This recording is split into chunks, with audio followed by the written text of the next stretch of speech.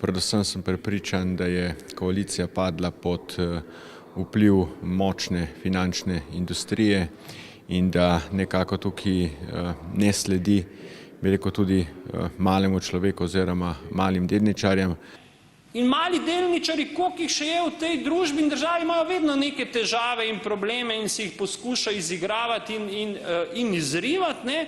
In mi v tem našem amandmaju dobro idejo delniške opore, na eni strani, na drugi strani problematiko netransparentnosti fiduciarcev, poskušamo nekako razvozlati in razrešiti. Samo eno skupinco želimo favorizirati.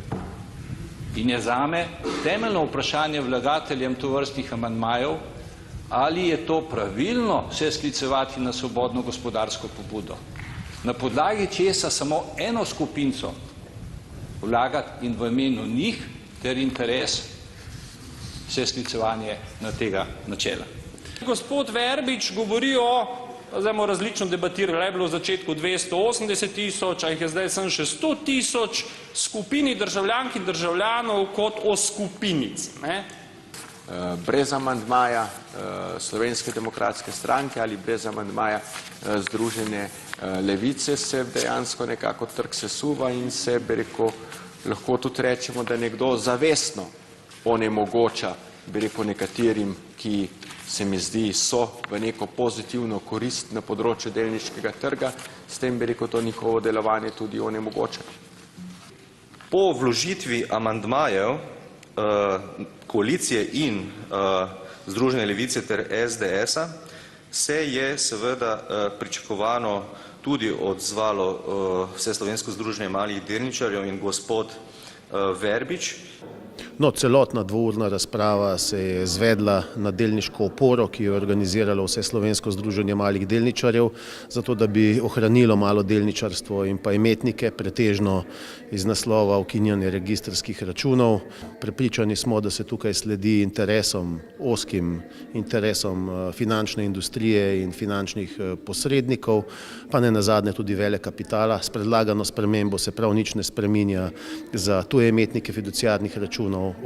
Navkljub obljubam, ki so bile dane na seji odbora za finance in monetarno politiko, da bo koalicija pripravila predlog glede na razpravo, glede na argumentacije, ki so bile tam podane, se to ni zgodilo.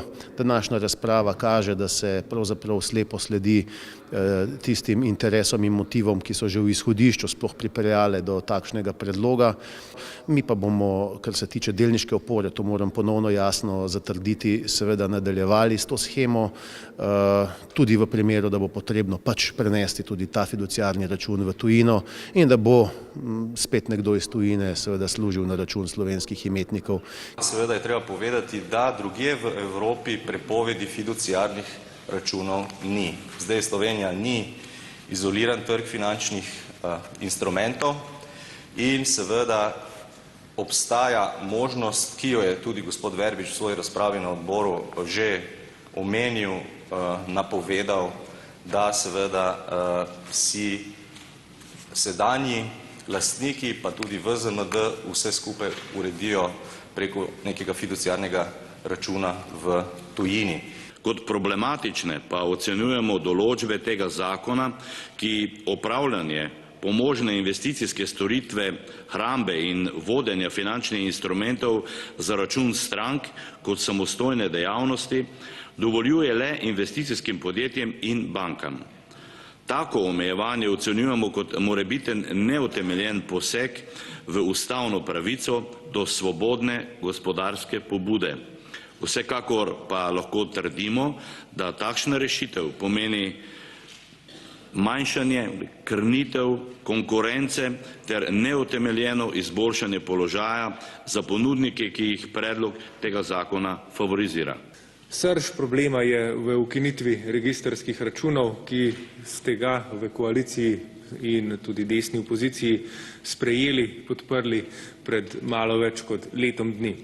Na teh registrskih računih je približno 250 tisoč malih delničarjev hranilo za po ocenah kar 500 milijonov evrov premoženja.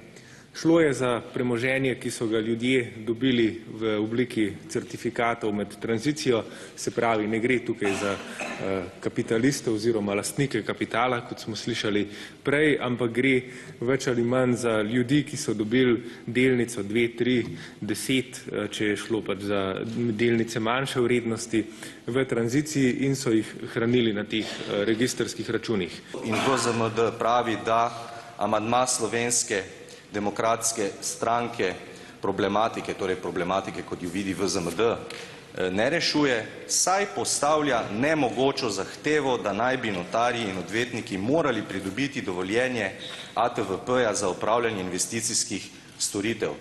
Nadaljuje, odvetniki in notarji zaradi omejitev v svojih matičnih zakonih takšnega dovoljenja ne morejo pridobiti. Ne more biti neka EU direktiva, ki jo večina niti ne prebere, izgovor za to, da se ljudi sili v nekaj, kar nočejo in da se na ta račun dela božno posredniškim hišam biznis. Zelo na kratko. Hvala.